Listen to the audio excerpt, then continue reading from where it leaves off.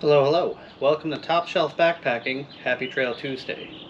With the move and everything going on, I haven't had time to get out on trail to film a food review for you, so I thought I would stop and take some time to show you one of my favorite homemade backpacking meals, and that is the classic ramen bomb.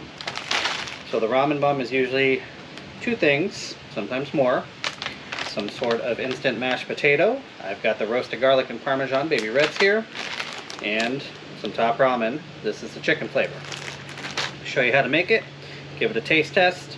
Sometimes I will add a slice of Spam and get them in little single serving packets, although that really does up the sodium because we're already rocking. If you eat all of this, we have 580 milligrams. That's in a serving, 4 servings in here. So you've got 100% of your sodium in just this. And over here we are looking at 66% of your sodium in one day at 1520. So hopefully you're sweating out those electrolytes and you need to replenish them anyway. This is a good way of doing it. Let me show you how it goes. So the potatoes call for 2 cups of water. I've got 20 ounces in this pot. You want to make sure you've got a pot big enough. You can also split this recipe in half. I like to crunch up my ramen first. And before I even boil the water, I like to add it in just to give it a little more time to kind of rehydrate and soak.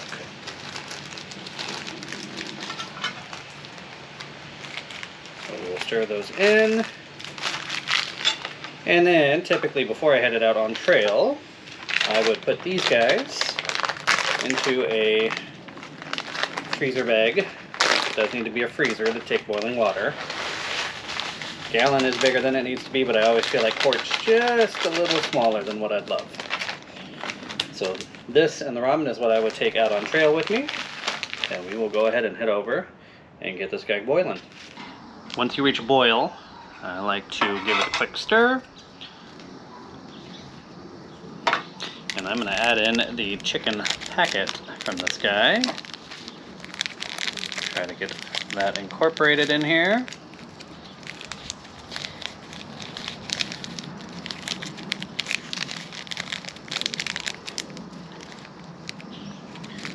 Stir carefully, and then I like to let it sit for about 3 to 5 minutes just to make sure those noodles are nicely rehydrated.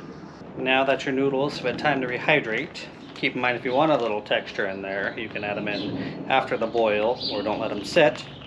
We are going to carefully, this is hot after all, add all of that liquid into our bag with the instant mashed potatoes. You don't have to seal it fully, you're going to have a lot of steam building up in there. And we're just going to get to mixing.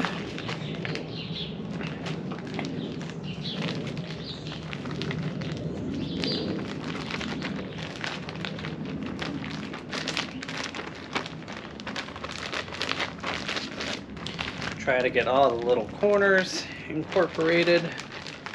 Make sure there's no little pockets of dry potato.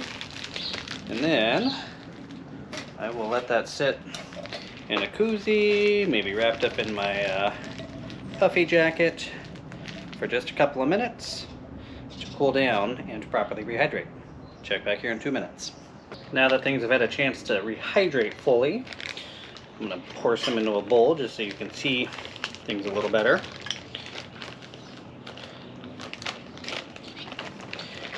The more you need, the more likely you are to have everything fully incorporate.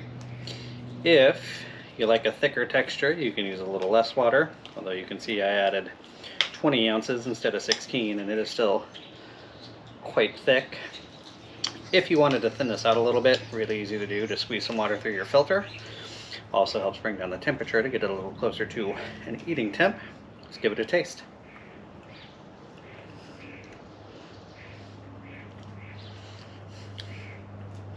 I love the flavor of it. The chew from the noodles works really well.